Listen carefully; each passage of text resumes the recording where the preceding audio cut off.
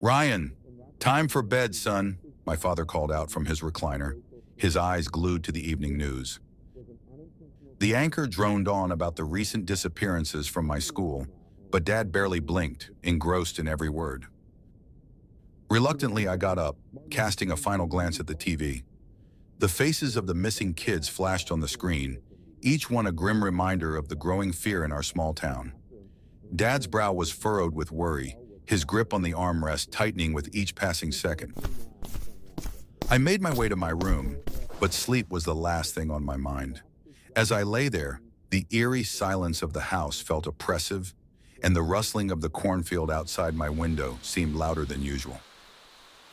I couldn't shake the unease that had settled in my chest, a nagging feeling that something was very wrong. Just as I began to drift off, a strange noise cut through the stillness. It was rhythmic, almost like a language, and it pulled me from my bed like a magnet. Before I knew it, I was at the back door, staring out into the dark expanse of the cornfield. The tall stalks swayed gently, whispering secrets to the night. I opened the door, the cold, crisp air biting at my skin, but I felt numb, drawn forward by that relentless clicking. The field seemed to loom larger as I stepped into it, the tall grass closing in around me, swallowing me whole.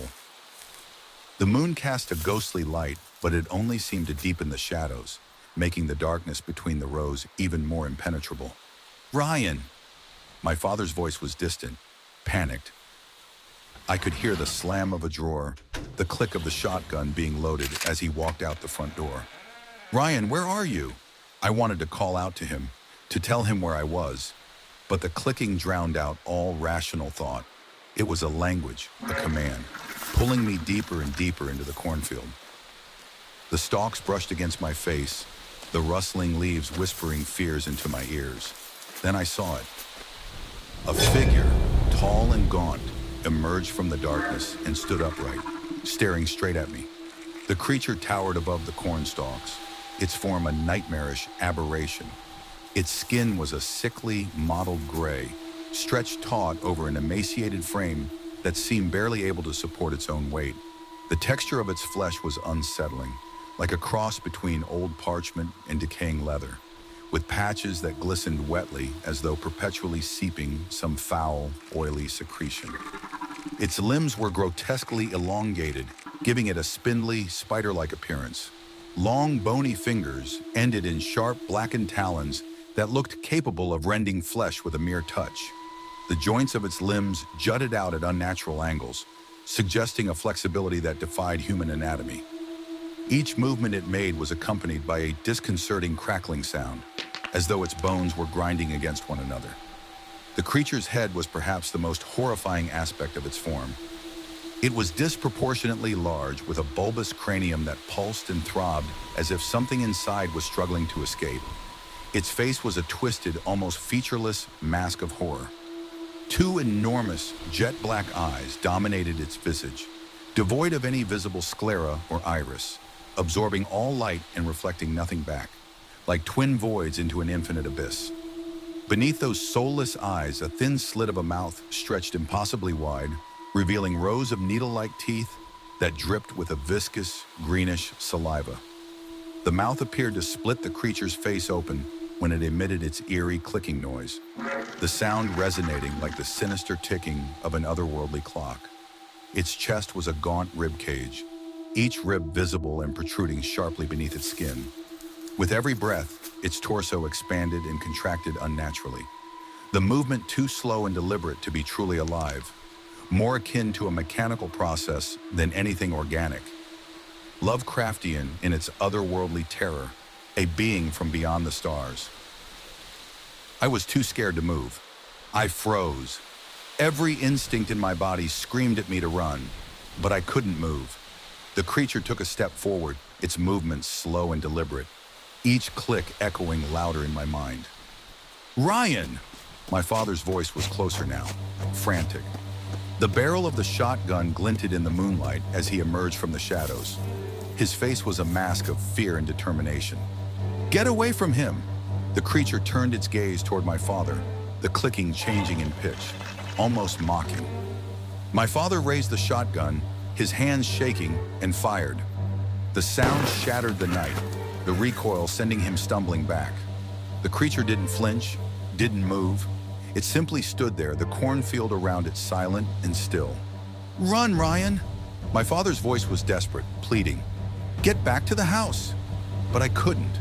The creature's gaze held me in place, its eyes promising an eternity of nightmares.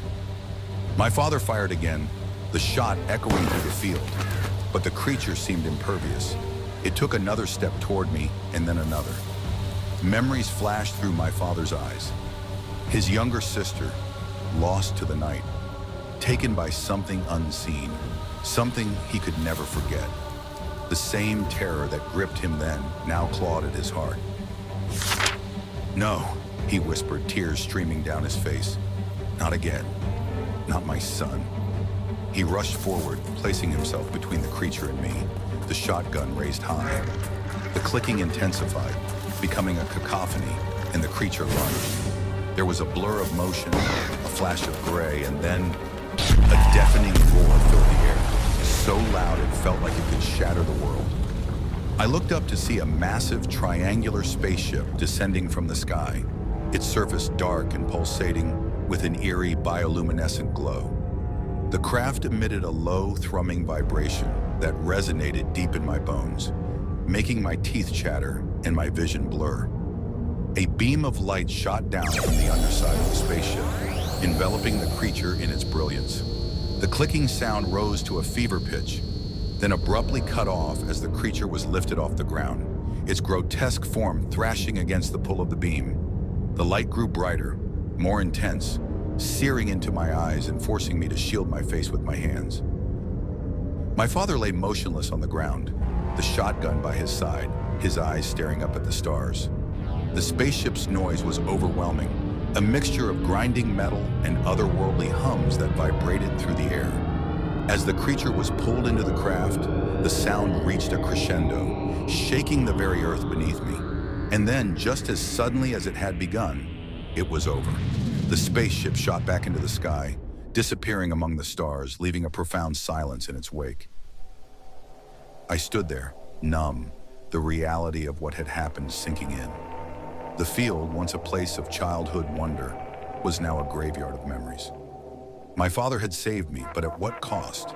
The clicking was gone, but its echoes would haunt me forever.